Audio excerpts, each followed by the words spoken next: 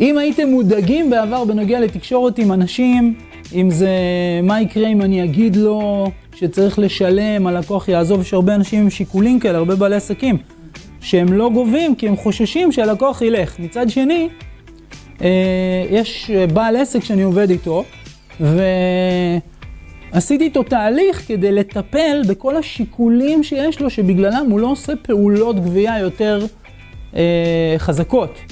ושוב, החשש שבדרך כלל עולה זה אם אני אנדנד, או אני אציק, או אני אגרום לאיזה, למשבר, להתפתח ולגדול, אז הם לא רצו לעבוד איתי יותר.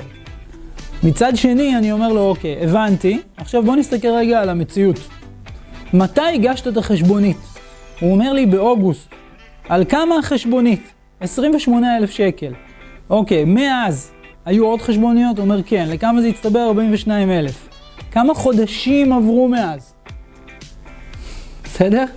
עברו ספטמבר, אוקטובר, נובמבר, דצמבר, ינואר, פברואר, 6 חודשים. אז הם עובדים איתך או לא עובדים איתך? הם לא עובדים איתך כי הם לא משלמים. נכון? כי אתה סיימת את העבודה ועכשיו אתה צריך לקבל את הכסף, אז מה זה כבר משנה? זה שמנהל הבנק מתקשר אליך זה יותר כיף? הוא אומר לי לא. אבל הייתי צריך לגרום לו להתבונן בשני הצדדים כדי שהוא יתבהר ויגיד וואלה, עכשיו אני נוסע אליהם.